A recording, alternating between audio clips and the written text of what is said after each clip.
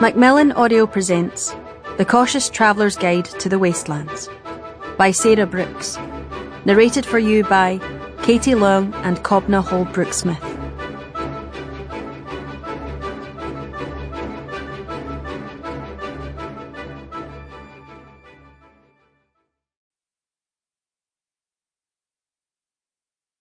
For my family. The train itself, a marvel of the age, a monument to the ingenuity of man and to his ceaseless striving for mastery over the earth. 20 carriages long and as tall as the great gates of St. Andre's Cathedral, with towers at either end.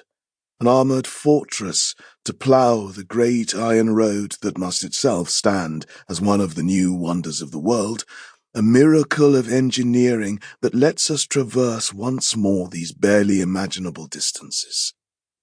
The Trans-Siberia Company succeeded where so many others had failed, embarking on a project so fraught with danger that the greatest engineers in the land swore it could not be done.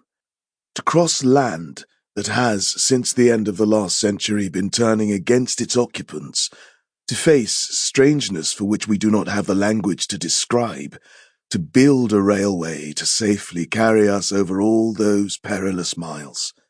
The cautious traveller may balk at the very mention of the greater Siberian wastelands, at spaces so vast and unkind and stories so inimical to our sense of all that is decent and human and good.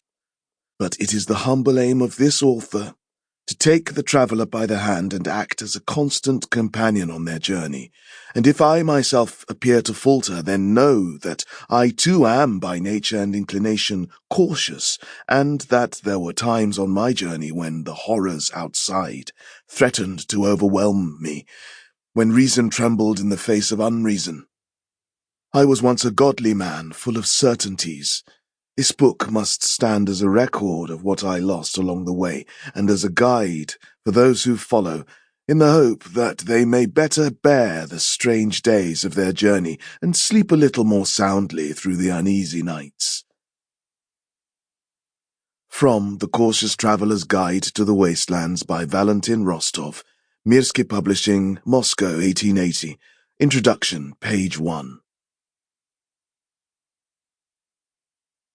Part 1. Days 1 to 2. I resolved to begin my journey in Beijing on the 1-year anniversary of the line's opening. It is 4,000 miles to Moscow. The company promises that the journey will take 15 days, an extraordinarily short time in comparison with the many weeks it has taken to cross the continents until now. Of course, the train itself has been long in gestation. The Trans-Siberia Company proposed the building of a railway in the 1850s, half a century after the changes were first recorded and 20 years after the building of the walls and the closing of the wastelands, as they had already come to be called. Tracks would be laid, they decided, starting from both China and Russia, with special trains built that would allow for the laying of rails without exposing the builders to the dangers outside. There were many who doubted the company's great gamble and who criticized the hubris of such an endeavor. Yet, whilst it would take 2 decades and the work of many hundreds of men, the Trans-Siberia Company eventually succeeded in reaching across the wastelands and connecting the continents by an iron thread. The Cautious Traveller's Guide to the Wastelands, page 2. The Liar. Beijing, 1899.